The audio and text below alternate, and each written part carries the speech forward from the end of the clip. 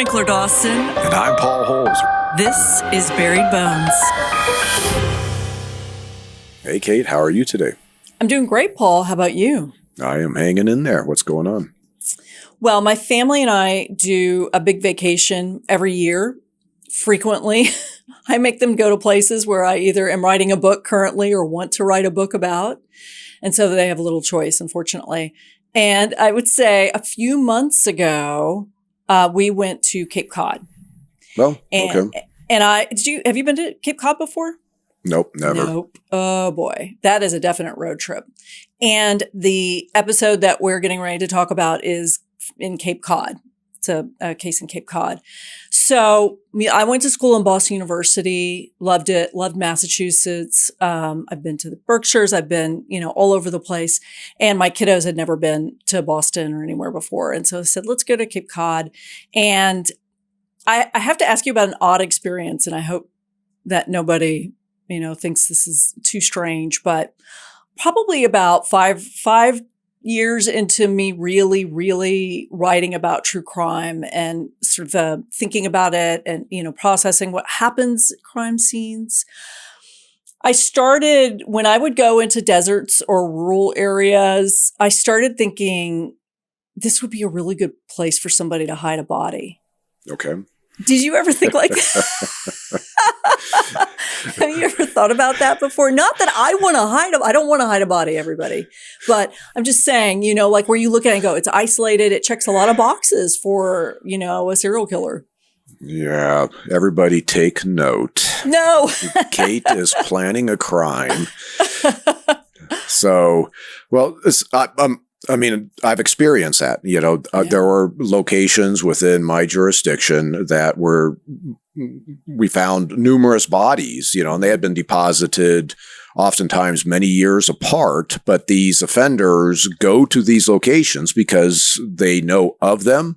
Mm-hmm. And these locations are remote and they're not frequently traveled. So they have comfort to be able to, let's say, get a body out of a vehicle, dump it off the side of the road, let's say down into a creek, or to spend some time trying to dig a grave, which almost always is very shallow.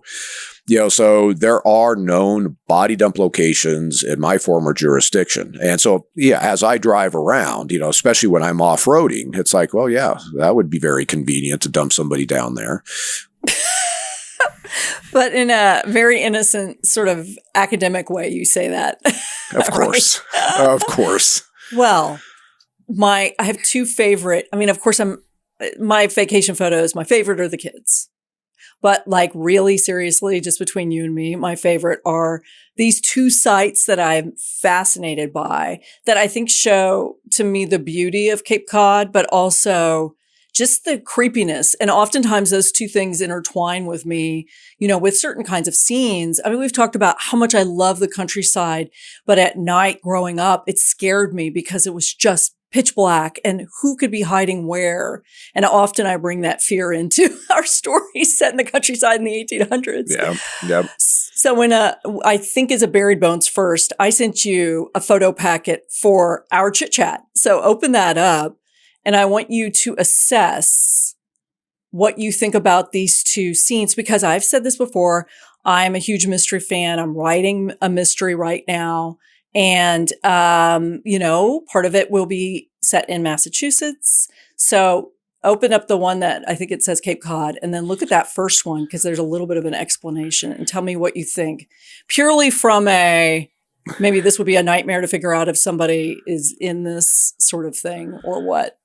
Well, this photo that you sent me, the first one that I'm looking at, I'm assuming that's a lake of some sort. That is, the shoreline appears to be heavily covered in vegetation. It's very lush. The water is perfectly still, at least at the time this photograph is taken, and there almost appears to be like a fog. Mm-hmm. It's a very kind of creepy looking area that this is something I would see like in a movie. Like a mystery, a movie mystery type of thing. Mm-hmm. So now is Cape Cod, I know nothing about Cape Cod. I'm assuming it's on the ocean, right? Yeah. Yeah. So it's Cape, it goes straight down. There's essentially one road in, one road out. And this is Okay. in the town or village of Sandwich. And we were staying in a 18th century house. Oh, And wow. this is what's called a kettle pond. And I'll enunciate because I'm from Texas. It's a kettle pond. And these are ponds that were created by glaciers in the New England area, thousands of years ago. And they kind of create these divots. So this one in particular, I've been told is only about 8 feet deep, maybe 9 feet deep. Hmm. And so this is a pond. It's not technically a lake.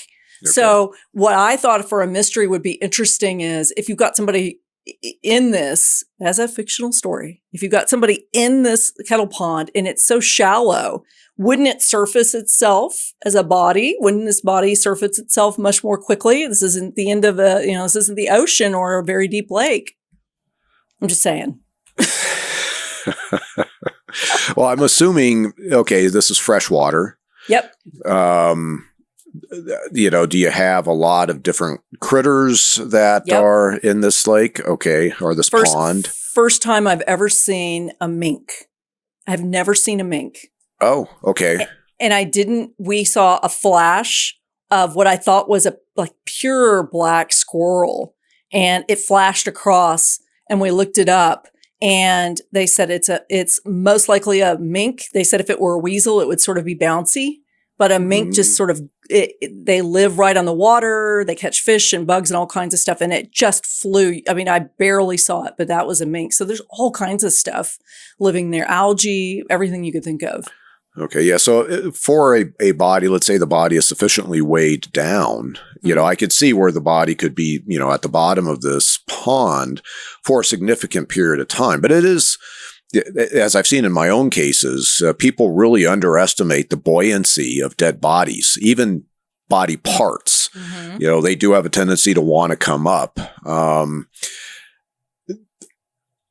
And I will compare and contrast, everybody's familiar with Lacey Peterson, and she was in the Bay, much different type of body of water with tides and everything else.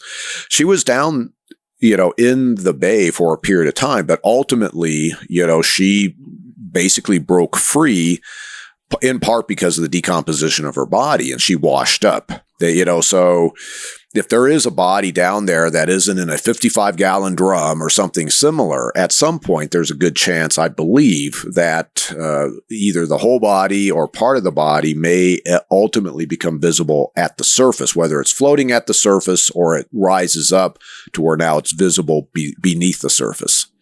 So when I'm hearing this, I'm hearing is that if we were grading this body of water for a crime scene, this is what a B plus maybe for a fictional serial killer. The shallowness and possibly the clarity of the water, because it looks like there's pretty good visibility, in through the water. Mm-hmm.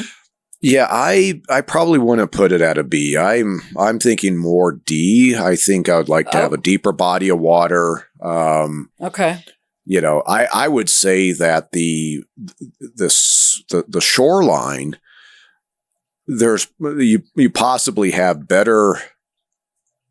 better chance of getting away with getting rid of the body along this heavily vegetated shoreline and letting the surface animals take care of the flesh, and then the skeletal aspects just kind of self-bury in the muck, with what I've seen with some of my own casework.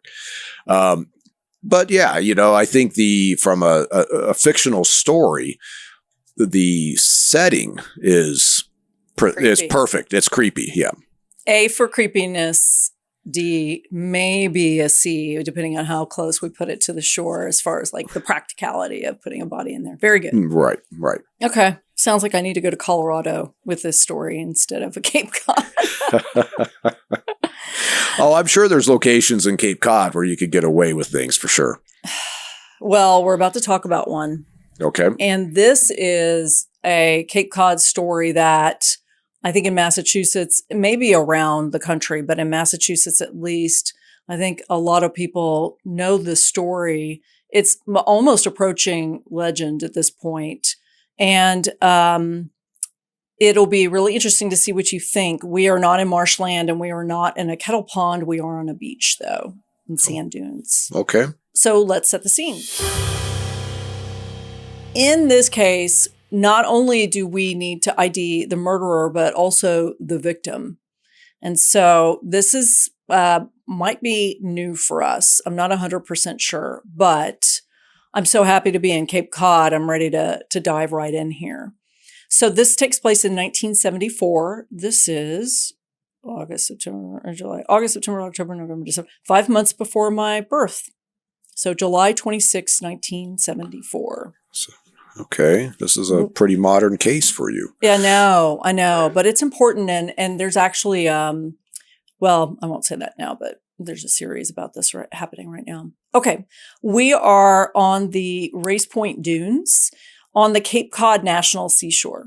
And it's warm July. And even though my kids didn't believe it, when we ended up going around July to Cape Cod, they thought, oh, this is actually pretty warm. And I said, I know, it's warmer than you think. So it was hot. And just a couple 100 miles to the south of Martha's Vineyard. And that's where they're filming Jaws. Did you ever watch Jaws? Yeah, of course I did. I saw it in the movie theater. You did. My family, you're dating yourself. I know. Every summer, my family and I do a Jaws night in our pool where we cut the lights off everywhere. Like every light in the house, outside, in the pool. Okay. And we watch Jaws. And the kids think it's hilarious. And we go underwater and like grab my parents' legs and stuff. That's mean. But, you know, that movie is such a classic. It's filming during this story. And it actually does come into play. Okay. Interesting. Yeah. So I'm going to tell you where this discovery happens, how it happens. It's kind of in two parts. There's a 9-year-old girl who's running along the sand access road and she has a dog. This is 1 mile east of the Race Point Beach Ranger Station. Okay. And she comes across a gruesome sight in the scrub pine brush. I don't know what scrub pine brush is. I mean, I can imagine it, but I imagine very itchy and, you know, pokey. They find, this girl finds the body of a woman. When the 9-year-old becomes a teenager, she is able to describe what she saw. But again, this is who knows how many years later. She described her as naked.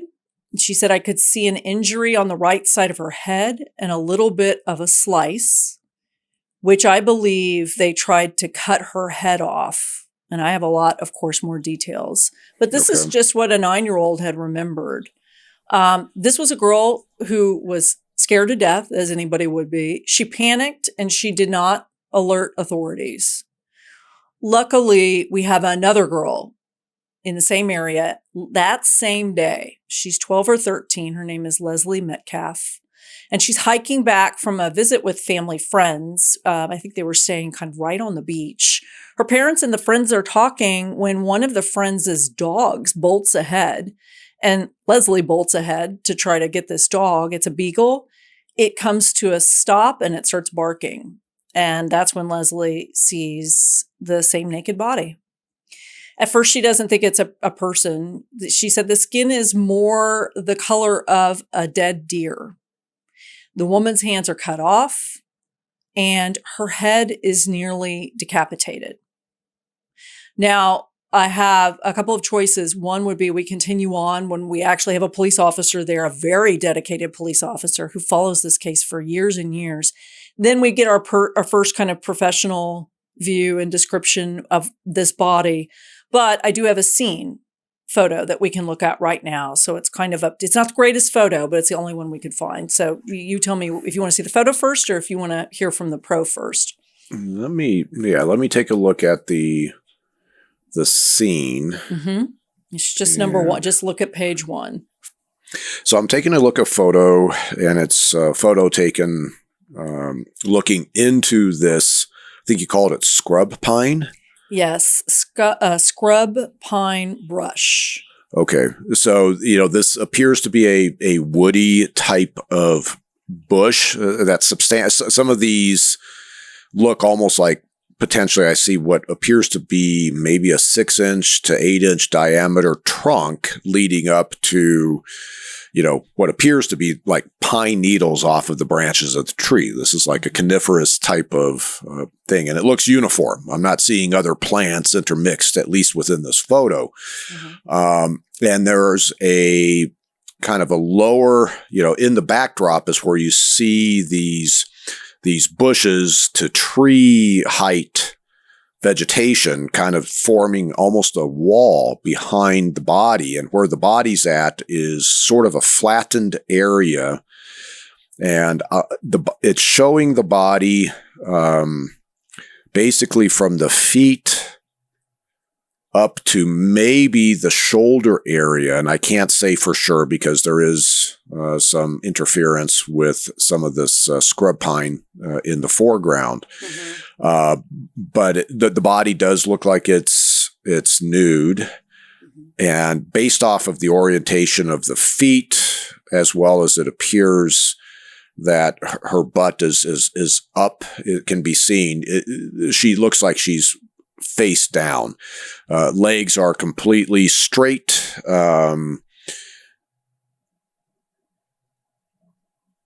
And from just the orientation that I can tell, and of course I can't discern any types of injuries from this photo, this looks in all likelihood that she was put here versus, she was, there had been like a big fight and then, she was killed. The fact that she's nude, of course you have to think that this is potentially a sexually motivated crime, but we'll hold off on forming an opinion on that until more details come in. But she's, this is a location where it appears the offender is trying to somewhat hide the body. It's just from this vantage point where the photographer is standing, the body is pretty much in plain view, just kind of you've got all this brush that might, if somebody's just walking by, and glance, they might not necessarily recognize that there's something amiss. Yeah. And it'll help. So don't take that photo down because, maybe when we hear from the police chief and he can describe, what he's seeing, it might help with the orientation. I've seen a couple of versions of this photo where you would think her vagina is blurred out. So I don't know. I couldn't tell one way or the other, but somebody can see something where they feel like there needs to be some propriety there. Just so you know. Okay. Yeah, because I'm seeing what appear to be both of her feet to the left of the photograph with her heels sticking up. Mm-hmm. I can see both of her lower legs, the calves, and then it goes up to where now it's just the side of her body and this hump, which I'm assuming is her butt, and then it goes down into her back. So at least in this photo, I don't see how her genital area would be captured in this particular photo, unless I am completely misinterpreting how I think this body is oriented. Let me tell you what the police chief says. Okay. So of course the family calls the police, and the Provincetown police chief shows up. Provincetown is right at the very end of Cape Cod. The last town in Cape Cod, at the very tip of it. And so it's a guy named Jimmy Meads, and he just becomes a legend because of this case, because he just is relentless, which is exactly the kind of investigator we want to have on cases like this. He is one of the first people who shows up. This is what he says. The woman is lying on one side of a light green terry cloth beach blanket. It appears as though she had been sharing it with someone underneath, and I'm not sure. I think because she must have been on one side of it. She had an athletic build. She was approximately 5 feet 6 to 8 inches tall, about 140, 150 pounds. Under her head are neatly folded Wrangler jeans and a blue printed bandana. Investigators estimate she is between 25 and 35. She was wearing a barrette in her long auburn hair. It's pulled back into a ponytail with an elastic band. And her toenails are painted pink. And I will tell you, before you start asking about Wranglers and who owns what, she goes unidentified for a very long time. So we don't know. This is where he's starting with square one here. Well, this is 1974. Her hands were cut off. So the ability to search for fingerprints, was removed by the offender. And, in essence, they would have to resort to, facial identification, going to missing persons reports, and finding, anybody that matched the physical descriptions of this body. And it sounds like they probably did that and just failed. And now this comes into, who is the victim? How come she hasn't been reported, at least in the local area? What does that tell us about, who she might be? The victimology. Is she somewhat transient? She could be somebody that's just deciding that, for adventure purposes, just traveling around the country. Maybe she's involved in sex work and she just disappeared from her family and she's going about her business in various jurisdictions. There's so many different possibilities as to why she hasn't been reported. She could be depending, he says she's 25, maybe over the course of her life, she has episodes of just disappearing. So family just assumes, she's gone. She'll show up again in 6 months or 2 years or whatever, and never, alerts law enforcement that a loved one is actually gone. Well, let's continue and see if we can pick up on anything. I thought the pink toenail detail was interesting, which made me think maybe not a transient, but who knows? And I don't know who knows? And I know, like when I was using the term transient, I know it was more of is the victim somebody that is moving around versus somebody that is like a homeless situation and can't take care of themselves, because it sounds like she's out there with a beach blanket. I'm assuming the clothing is in decent shape. Because the law enforcement, of course, would probably very quickly go, oh, she's one of our homeless that's in the area, based on what they would be seeing with her clothes and her hygiene and everything else. Yep. So I'm going to get through what Meads says the scene is like and what he finds at the scene, and then we will have more detail about the autopsy after that. Okay. It's pretty detailed, coming up with what's at the scene. So this woman's body is badly mutilated and in a state of decay. Remember, it's really hot outside, and I didn't get the sense that this was direct sun, but there could have been sun on her also, but the heat would have been probably pretty bad. She appears to have been strangled. Her throat was, they described as slashed to the spine. Her head was bludgeoned by an instrument, which they said, this is interesting, I've never heard this before. The instrument that Meads thinks might have been used is similar to a military entrenching tool, which is a collapsible shovel. And that would have been very common in Cape Cod for, dune buggies to get out of a pinch in the sand, or campers. So he doesn't say why he thinks that. It must have been the shape of it, but she has been bludgeoned. She is nearly decapitated. The left side of her skull is crushed. So, I had said that both hands were severed and it sounds like missing. The other arm on one of the hands one of her arms had been severed up to the elbow. And in their places, the killer had arranged piles of pine needles. I don't know if that's sort of a weird reanimating those limbs, but that's just the way it was described. There is no sign of a struggle, and there is no murder weapon. And there are 2 sets of footprints which actually I've checked. I think it is actually footprints, not shoe prints. I know those they become interchanged sometimes. They said that one print is supposed to be like a size 10 shoe if made by somebody heavy and running. I don't know how you can figure that out.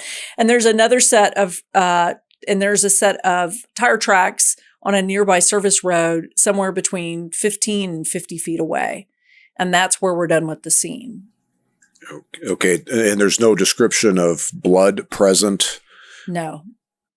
Just they said in an advanced state of decay. But blood would still be there, I suppose, right? So with the what I would be wanting to know, was there evidence of blood spatter, like, the violence inflicted to her was done here at this location? Nope. Or if it was elsewhere, and, was she transported here and then placed in this situation, this position, which is significant in terms of if the offender is doing that. Her head is on top of folded jeans and a bandana, I believe, almost like it's a pillow.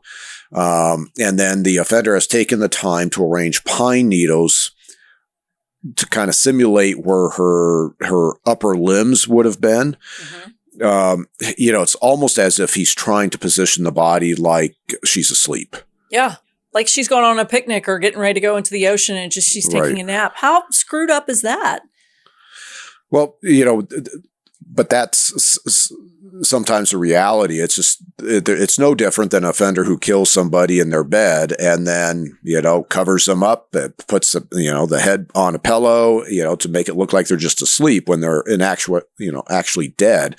So this is giving the offender, the reason to do it is most likely to give the offender time to escape and time, delayed discovery of the body. People just casually walking by would just say, oh, there's a woman asleep over there, and not approaching. If you think somebody's asleep back there in the bushes, how many people are going to start walking up? Because the fear is as well, what's going to happen if she wakes up or if there's somebody else back there, right? So I think for me, the most important thing is that did the offender kill her here at this location, or did he dump her body here and actually take the time to make her look like she's asleep, and I think that there's a significant difference in terms of what's going on. I think as detailed as this is, if there were, signs of blood, there's no signs of a struggle. It would have been noted if there was blood, if this looked like where it happened. If you are, I hate to be graphic about this, but if you are severing a head and severing limbs, there would be a lot of blood, right? Would it be everywhere? Well, it depends if the victim's still alive. Well, let's go with no, I hope. Yeah. So if she's, now, the severing of the hands is obvious to prevent identification and the era of fingerprints. And then the severing of the head may also be to prevent identification because of the face. So that's what I'm assuming in this case that the offender initially started to do, but then decided not to completely remove her head for one reason or another. The severing of the one arm, and I think you said it was the right arm from the elbow down.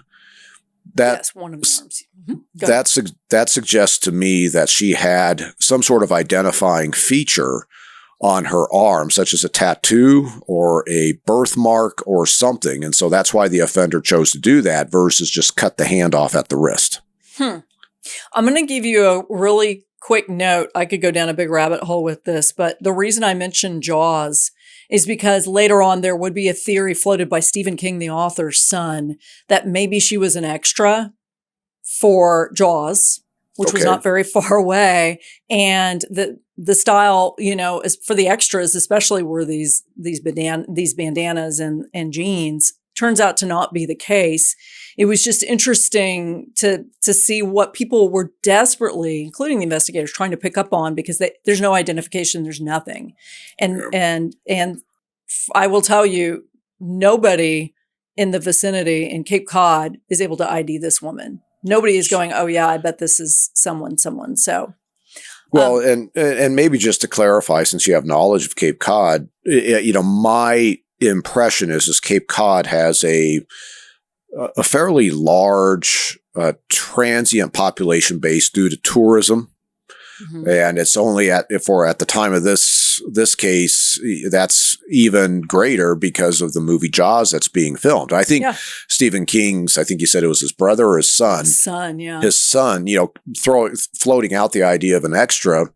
I mean, I think that's a very valid, thought. If this extra was somebody that flowed in order to pick up an odd job on the movie set, and has no connection to this location whatsoever, mm-hmm. It's definitely worth, an investigative path to go down in terms of trying to identify who this woman is. And I think you're right. I do think you have a lot of people who are working small jobs, it's still up and down Cape Cod. That's one of the things that I find it very charming, all the people that I can meet. And also, 70s, this is the time of the height, I'll say this is the 70s, this is the height of hitchhiking. Yep. So we don't know who this person is. Let me tell you about the autopsy. Okay. That evening, the woman's remains are transported to the medical examiner's office.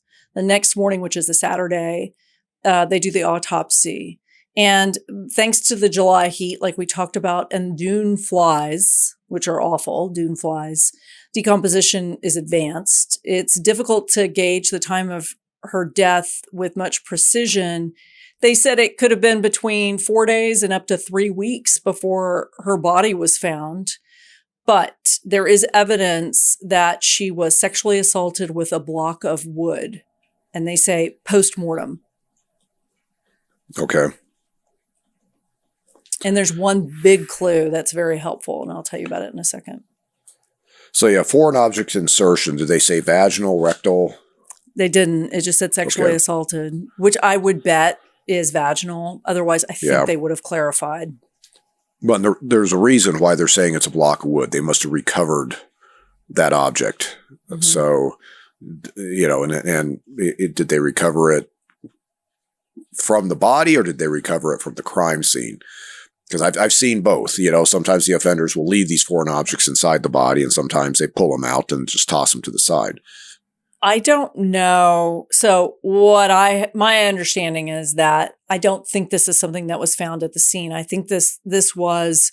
Maybe it was based on like the size of the splinters that they found, but I believe that this assumption was made during the autopsy, not as something that was found at the scene. You know what I mean? Okay, sure. Okay, so they're forming an opinion based on what the pathologist recovered from the vaginal orifice. Maybe there was some wood pieces internally, but they don't have the object. So.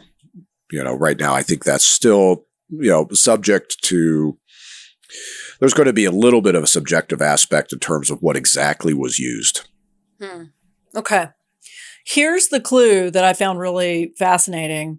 So the most important thing that they found, they think at this autopsy, is her dentistry that was done on her teeth.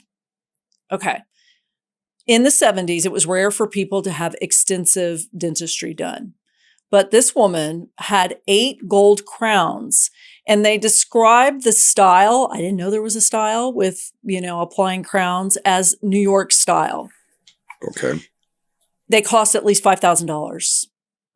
It looks like the killer had tried to pry them off.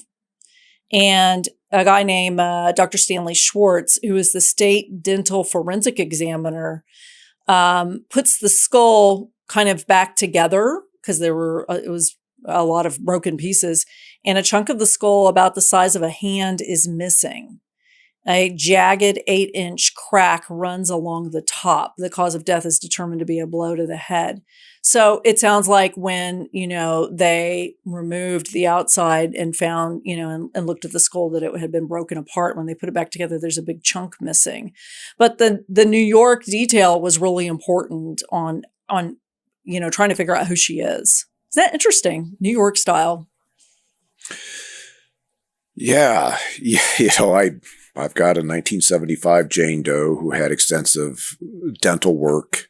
And there was a thought that she came over from Europe due to the type of dental work that she had done. So I think that there is some significance to this observation. Now, my question would be, is this style only done in New York, or could it be replicated, by people in other jurisdictions? That's in all likelihood, that's the case. But the expense of that dental work suggests that the victim came from at least, she had some financial means to her, or her family did, or somebody she's associated did. You said it costs like what, $5,000 for these crowns. Now that's the cost of actually not only the gold, but all the other costs associated with producing those crowns. So this is where I'm thinking about the robbery aspect, if you want to call it that, in terms of the offender killing the victim, and wanting to take her teeth for financial gain. I guess it's a possibility. I almost think another possibility is that the offender knew that teeth are often used to identify victims. And, this is where the offender, he's removing hands. It looks like he's trying to sever her head, so he's definitely trying to prevent identification. And maybe he ends up resorting to, well, I'm going to take her teeth. Yeah. And, what kind of market is there for gold crowns? The black market for gold crowns, stuck in a broken jaw. I don't know. I think that's interesting, and I'll keep an open mind about it as we proceed. I think that option number 2 is what Meads was thinking, that this is to prevent identification, because he would have known. 8 solid gold teeth or gold crowns. I think he would have thought people would have realized it. But I have a question about that. So he's going to all this trouble, severing hands and the gold teeth, and he's sort of posing her. But you've already got 2 kids that have run across her in the same day. So why not do a better job disposing of her body if he's not posing her naked as a shock factor? If he's really going to all of this to try to hide who she is, it didn't seem like he did a great job picking the dump site. Maybe I'm wrong. No, I think you're spot on, because, at least with this photo that you're showing me, it's the body appears to possibly be in, relatively plain view from the location of this photographer. And as you pointed out, you have, kids in the area that are running across this body. So it's not like it's really tucked off the beaten path out here off of this beach. There may be an element where the offender wanted her found, and he just needed to make sure that she wasn't identified quickly, possibly because once she's identified, it becomes obvious who he is. Okay, well, let's continue on. She is buried that October, and she's in St. Peter's Cemetery, which is in Provincetown. And, we still don't know who she is. So her name becomes the Lady of the Dunes, which there is a series on Peacock about that now. It's actually pretty good. And so, this becomes a fairly well-known story, as I said. It then quickly goes cold. Over the next few weeks, Chief Meads and his 30-person team search the crime scene with bloodhounds. They canvass local motels. They go through thousands of missing persons case files. They send 5,000 dentists the victim's dental records. And the chief arranges for multiple articles on the murder to appear in True Detective. He's definitely looking, he's trying to get everybody's attention. He consults psychics. He sounds pretty desperate. He's trying to find the hands. And none of this has any luck. And so we're leaving this case in 1974. And before we move on to the next decade, tell me what you think so far here. Well, he's SOL without her identification, so it's so critical to try to get these victims identified as fast as possible if you really want to make progress in the investigation. And when you end up having a victim that ultimately isn't identified for months and you have other cases coming in, you're going to focus your energies, your department's resources elsewhere. And then that's how these types of cases literally, they get forgotten. She's been buried in basically a Jane Doe grave. And I know jurisdictions that I've worked out of, I dug up a 17-year-old girl out of Santa Cruz, washed up on the Santa Cruz beach, and she was a Jane Doe, and she literally was just put in a body bag and put in the ground. And we dug her up in 2001 and were able to identify her and get her back to her family. But it's like these bodies are just they're not, I hate to use the term discarded because there are some coroner's offices that do a good job, but fundamentally they're not putting a lot of resources in terms of the burials. It's a cardboard box, it's a body bag, and this is not good for preservation of the body, decades later when technology starts getting to where we can actually do something. Well, you are touching on what I'm about to talk about. Chief Meads is incredibly frustrated, and 6 years later, he's still in the force, and we have the body exhumed in 1980. They take blood samples, and the skull is used to create a sculpture of her face. Yeah. Meads ends up keeping the skull in his office on his desk until he retires in 92. So let's see. Paul, this just goes on. She's exhumed several times. What immediately strikes some folks is the facial recognition, which I'm just going to kind of show you in a little bit because they do this many times. You'll see like a page full of what looks like a pretty consistent looking person, but I'll show you that in a minute. Okay. It looks like a 25-year-old local woman who was known as a local criminal. Maybe she got crosswise with somebody we don't know. And, this is a woman who did armed robbery and was kind of all over the place. Ultimately, it turns out not to be her, but it compels the investigators in the year 2000. She is exhumed again. They take a bone marrow tissue sample for DNA testing. Then they compare it to a saliva sample taken from this young woman, the criminal, to her. They compare it to her mother. And they had done this a little bit earlier, but it's not a match. They're back to square one, but they do continue to collect these samples of things. So now they've got blood and they've got bone marrow tissue sample. And that's in the year 2000. So what does all of this mean that would be available in another couple of decades? Would this be helpful stuff to have preserved?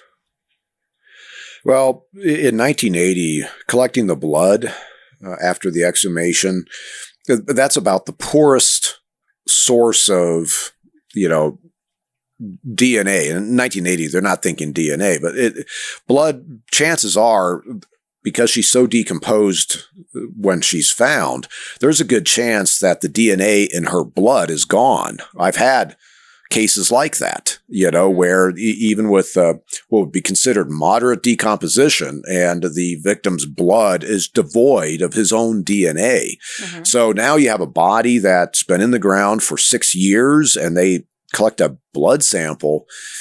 I'm not sure what good that would have done them. This is where now you have to go after long bone. You need to go after teeth. The dentin inside, the teeth oftentimes is the only source of DNA because everything else has decomposed. The bacteria has chewed the DNA up in these bodies. Mm-hmm. So in 2000, during the exhumation, they collect bone marrow tissue, which it sounds like they were able to at least get some amount of DNA, but the bone marrow is not necessarily the best source of DNA from this body. Again, you go after the long bone, not the inside the long bone, but actually take samples of these long bones, such as the femur. You take her teeth, and in 2000, this is right on, where the law enforcement labs were really fine-tuning the modern DNA testing, this STR testing that was going on. So that sample might, today possess enough DNAs that we could do advanced DNA technology on it if needed. I don't know if she ultimately is ever identified, but, it's very possible that bone marrow tissue probably is insufficient, and they're going to have to dig her up again. Outside of this chief keeping her skull on his desk. Well, then it's just a matter of having an anthropologist pulling some teeth and getting it to a DNA testing lab. But generally, you don't want to keep your victims' heads on your desk. That needs to be repatriated to the rest of the body. Well, don't worry, Meads is retired right now. So, okay. In 2000, they suspect a serial killer, a guy named Hayden Clark. I've never heard of this guy, Paul. He is known as the cross-dressing cannibal. He confesses. In 2004, he had mailed drawings of a woman he claimed to have murdered on Cape Cod to a prison pen pal. In a sketch, the woman's missing her hands. There's no evidence that connects him to this murder, though, and the confession seems to be elicited by a combination of the high-profile nature of the case and paranoid schizophrenia. They even take him to the scene, and he doesn't know anything. And he ultimately, I promise, is not the person. So this is another dead end. But I mean, they're keeping this case alive. In 2013, just like they heard you before, they do exhume her body again. So 2013, they take more DNA samples, including from her jaw. Good. Okay. So that's good, right? Yeah. So that's better. And hopefully, I think if you're collecting some of the jawbone, you're grabbing some of the molars, you're grabbing some of the teeth. Okay. Here we go. This will make you excited. In 2018, a little something happens with the Golden State Killer stuff. And the DA in Provincetown gets excited about this. He reopens this case. It's really never been closed, but he becomes more active in the case. And now the FBI is taking over this part. They end up working with this lab that I don't know if, this is something you're familiar with. Later, they would hire this guy, this forensic investigator named Paul Holes. So the FBI hired Othram. And they developed a full DNA profile of the Lady of the Dunes. And I've been wondering if you remember or have ever heard of this case because you work for Othram. Nope, good. I can't say I have, I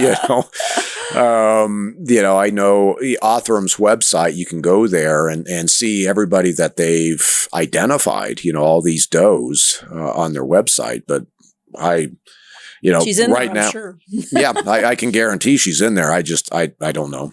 I have no idea. So Othram gets it. They develop a full DNA profile of her, and this is 2018. The profile is then cross-checked against numerous online genealogical databases. They find a close match in a guy named Richard Hanchett. This is an interesting story. He had been adopted in 1958. His adoptive parents had worked at a car factory in Michigan. This is where we're starting, Michigan. And one of their coworkers was 21. She got pregnant and she said, I can't raise this boy. Can you all help me? And they did. Okay. So after his adoptive parents died, Hanchett decided to do the DNA testing and he's hoping to find his biological family. So he goes through Ancestry.com that connects to a cousin in Tennessee. And her name is Marilyn Renee Terry Hill. That year, Hanchett attended a family reunion, and that's where he finds out that his mother, 37-year-old Ruth Marie Terry, has been missing since 1974. Wow. And this is the lady in the dunes. So what is the story of Ruth? Why does she go missing? Well, you said earlier how important it is to identify the victims because DNA does not solve this. It is figuring out who Ruth is. Okay. Ruth Marie Terry was born in Whitwell, which is about 24 miles northwest of Chattanooga. She was a teenager when she got married the first time to a guy named Billy Ray Smith. After they separated, she went to Michigan. She got pregnant and gave birth to Richard. After she gave Richard's adoptive parents him, she moved to California. Throughout the 1960s, Ruth stayed in contact with the adoptive family to make sure everything was going well with him. In 73, she even tried to get in touch with Richard. And he said, I refused to meet her. He said, I was a teenager. I was messed up. I was mad. And I didn't want to have anything to do with her. And of course, he regrets that because she ends up being murdered the next year. Yeah. Now we get to what is happening. In 73, Ruth goes back to Tennessee and she has a new boyfriend in tow. His name is Guy Rockwell Muldovan. And this is the last time that her family ever saw her. Okay. So Guy, however, goes back to Michigan. He's driving Ruth's car. He has a lot of excuses. And ultimately, the family had lost touch with Ruth, and he said she was involved in some shady stuff. The family ends up thinking she went into witness protection for one thing or another, I guess really involved with shady stuff or in that world. So they essentially, the bottom line is they've accepted that they're never going to hear from her again. And I'm sure he convinces them of that. So now we're going forward to November of 2022. This is now a recent case, right? FBI agents hold a press conference. They announce that the Lady of the Dunes is Ruth Marie Terry. And they start looking into Guy because this is the prime suspect. He is an antique stealer. He is a womanizer. And of course, a possible multiple murderer. I'm not going to call him a serial killer because I don't think he's going to fit into your definition, but we'll see. Ruth had married him. That was his fourth wife. He made national headlines in 1960 before he had even met her in relation to the disappearances of his second wife and her 18-year-old daughter. And they were last seen in 1960 on April 1st. There's an active, this is a case, right, that we have information about. So why don't you go ahead and open up story one, as we named it. Because the police go to Guy's attic in Seattle, 1960s police, because they are searching for this woman named Manzanita Mearns and her daughter, Dolores Ann, in Chicago. So they go to his Chicago home. The septic tank was suspiciously filled with fresh concrete. And when investigators broke the concrete, they found bits of human flesh and bone alongside strands of hair inside the septic tank. And the attic, his attic, is stained with blood. So whether or not this makes a difference to you, I don't know, but I do have the scene of the attic where this apparently happened. Yeah, I'm looking at this photo, and it's a black and white photo, which in the backdrop I can see a wall which is just studs, and then the primary focus of this photograph is this wooden floor, which I'm assuming is up in the attic, and then there's been a large, almost like a Sharpie type outline that has been drawn around what, to my eyes, looks like very consistent with what was a pool of blood that has likely been either cleaned up or absorbed into the wood, but it is an obvious discoloration and a fairly large pool of blood. And then there's some satellite stains that are tough to really make out, but I'm assuming that those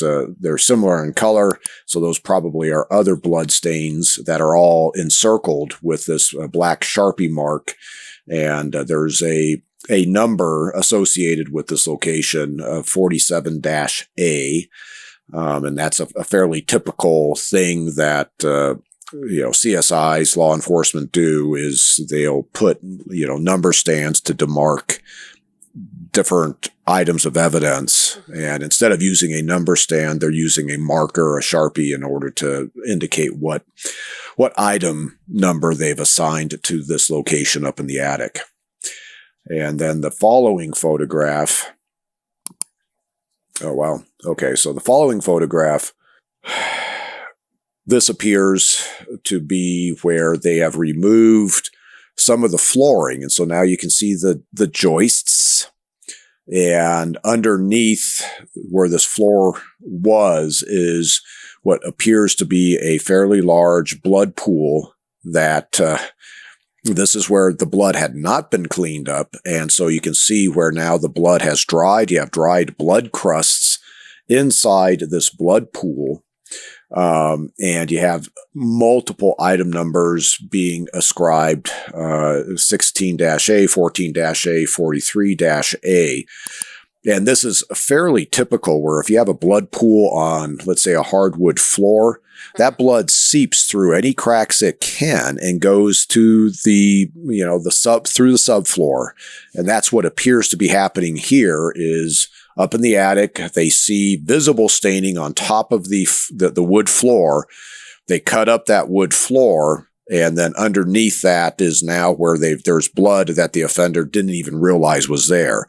And this type of blood pooling, that's pretty indicative that you got somebody with a very serious bleeding injury. I can't say there's enough blood there to say definitively that bleeder is dead, but this is where you look at this and we've got the homicide scene right here. Well, let me give you some more information. There was no body found there, but a few days later, there were legs that were found in the Columbia River about 200 miles from Seattle. They matched the woman's height, weight, and blood type. And, the investigators start tracking things down. Guy had rented a paneled van on April 6th. The odometer seems to show that he had driven 300 miles, which is the distance to make it from his home to Seattle and back. And in the meantime, Guy takes off and he goes to Reno. He buys a sports car. He goes to Provincetown, and then he moves to New York, and he receives a nose job. There's not enough evidence. They track him down because they said, you took off, and there is a murder investigation happening when we found, these women's legs. They charged him with unlawful flight to avoid giving testimony in the murder of his second wife. But that was it. There wasn't enough evidence, they say, to charge him with the murder of either the second wife or his stepdaughter. And that's why he made headlines, and then he got away with it. Yeah, I think somebody dropped the ball there. Come on. Of course, there's lots more that would have to be, done in terms of building a case against him. But in essence, you've got inside his residence, you've got, today we'd be able to prove, whose blood that is, but back then it'd be consistent with, his wife or the daughter. You've got part of a body coming up. I'm sure, the circumstances of his flight could be argued by the prosecutors. You got the septic tank, with, parts of bodies. I'm not sure exactly what all they found in the septic tank. It was bits of flesh is what they said. Yeah. It seems like if you really rolled up your sleeves as an investigator and a prosecutor, you could probably find enough to charge him with this sounds like a double homicide. And then of course now you fast forward and you've got Ruth, who's got an association with Guy. I mean, he's got a pattern. Yep. And they're pretty convinced that this pattern went back to 1950.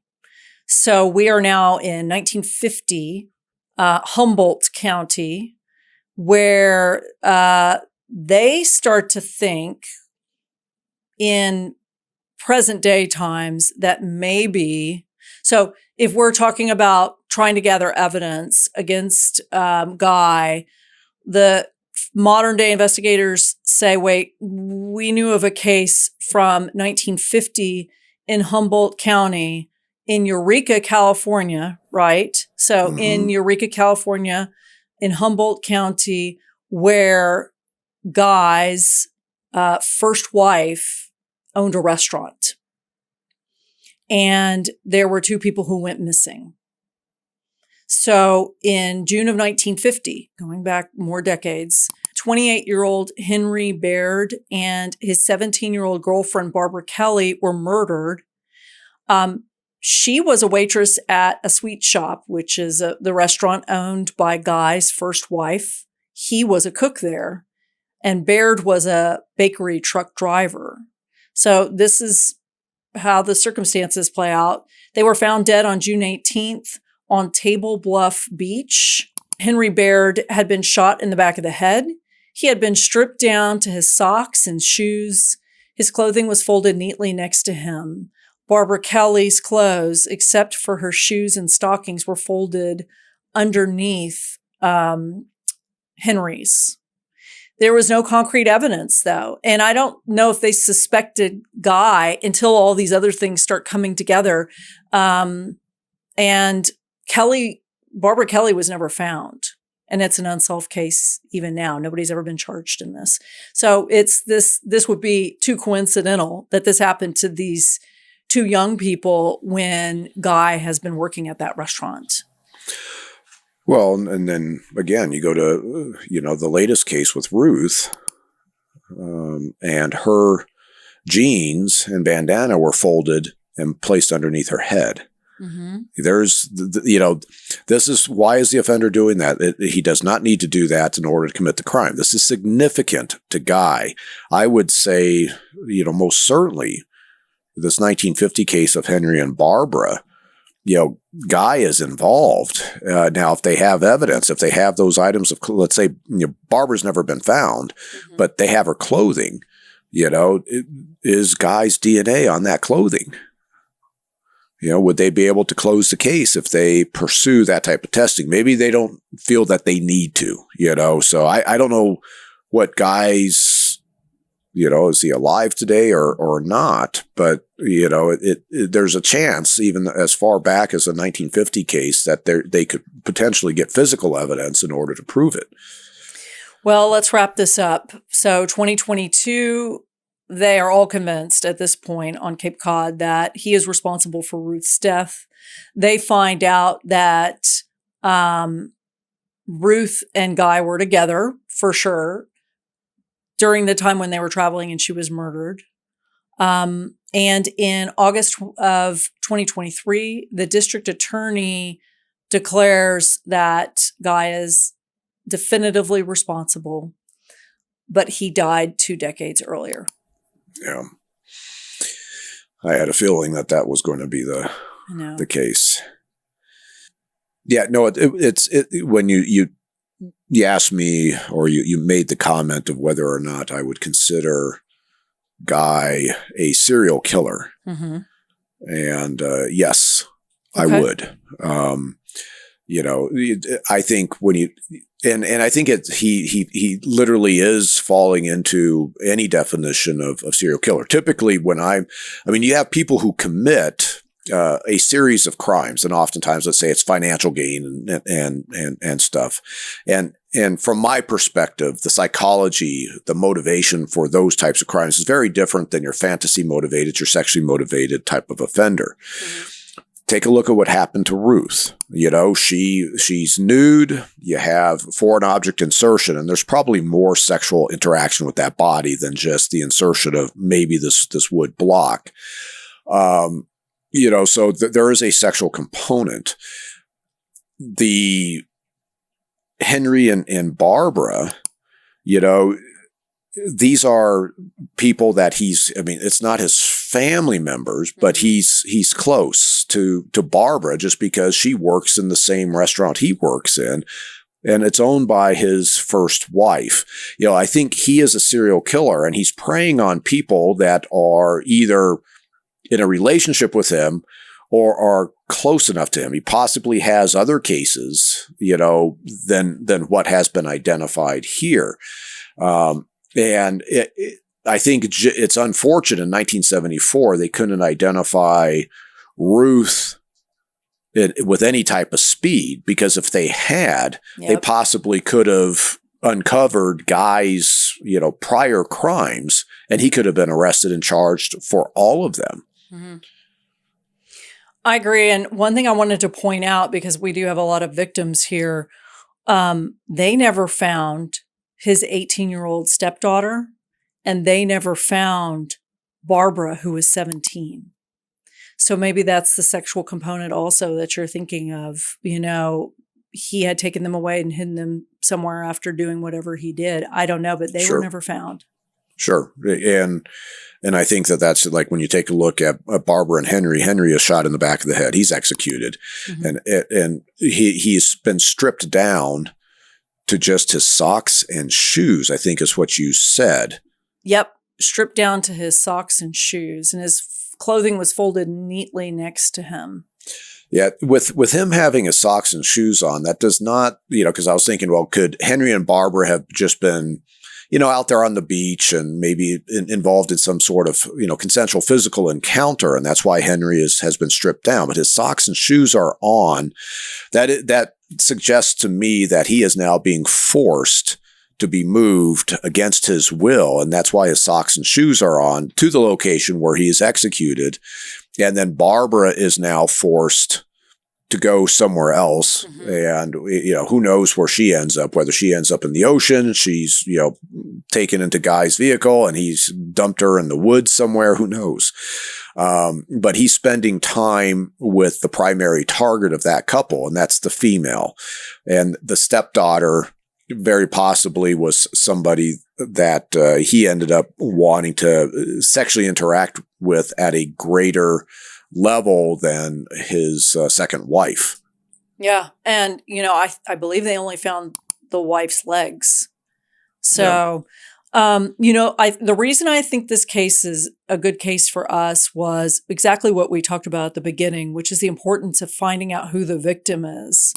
I mean, just from a compassion standpoint, it's important, of course, to catch the killer, but for these families who just have to spend decades not knowing what happened. And Richard, I'm sure, just so upset with himself for not reconnecting with his birth mother and feeling like he had been abandoned when it sounds like was not the case at all with Ruth. All of that was so important, but it does ultimately end up Ruth leads us to her killer and probably the killer of several, at least 4 other people. So, we don't get DNA from him. We don't get justice from him because he died 2 decades earlier. But the conclusions, I think, and being able to kind of, at least with Ruth's family, be able to say this is what happened, were so important. And that's why this is a good case.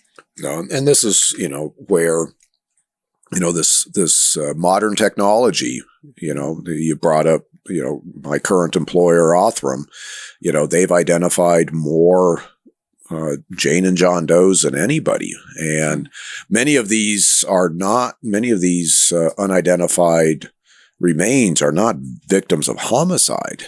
They died for other reasons. Mm-hmm. But you do have these types of cases that once these does are identified and they are homicide victims, then the cases often are rapidly solved, just because now you have a starting point and it becomes obvious who the offender is. And that's like in Ruth's case, and I kind of, with Guy, he died decades before.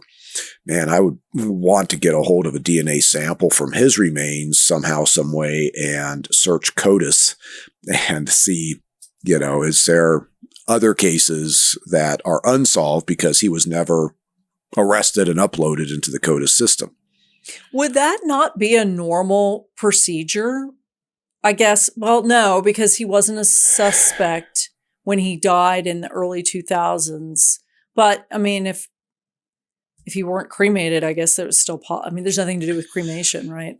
There's complexities. You take a look at, when he's committing these crimes, and they predate, the sex offender laws or the various laws that permit law enforcement to collect DNA samples from offenders and search databases. Now, I think and I am aware of some ways that you might be able to do something, but, where is his DNA today that we can get our hands on? Is he buried? Can we do an exhumation, which is not necessarily a trivial task? But did he have samples, collected during medical procedures? Was he autopsied? And do you have a coroner's office, having tissue samples, etc.? It would be interesting to see if some cases could be solved if his DNA is put into at least a one-time search of the CODIS system, which back in the day when I was still somewhat involved on the lab side, that was a possibility to do. Today, I just don't know if the FBI permits that type of one-time search. Let's see. He died in 2002 in Salinas, California. Oh, wow. Right. Okay. So there you go. So you might know somebody. And it looks like he was cremated. And Does it indicate how he died? It just said following a lengthy illness. Yeah. So with that, your best hope is that there were some tissue samples. Let's say he had a cancer, or he had numerous blood draws, or something that the hospital has kept over the decades. If he had a lengthy illness, there's a chance that his doctor just signed the death certificate and he never went to a coroner's office. But I would be checking anyways. I think he's an interesting enough character to try to get his DNA at least. He got married the year after Ruth, the year after he murdered Ruth, to a woman who just died 4 years ago. Wow. In Thousand Oaks, California. She was also cremated. And, oh gosh, she was an art professor. I mean, I wonder if her family had anything of his. I don't know. That's something that you just kind of check the box as you're looking for samples of DNA from Guy. Okay. It's possible. Okay. Well, this was not the cleanest because we didn't get the justice that we wanted, but still a really interesting case. And again, so important about victimology, like you say all the time. And criminal profiling is one thing, but that didn't solve this. This was figuring out who she is, looking for clues. And of course, good old genetic genealogy is always helpful, It's turned out to be revolutionary, but it doesn't stand alone, as we see in this case. And once Ruth is identified, now there's a domino effect. You have multiple cases going back decades that Guy was involved with. Yep. All right, Paul, next week will be a different case for sure. And hopefully we have a better resolution. All right. Looking forward to it as always. Okay. See you in a little bit. All right. Thanks, Kate.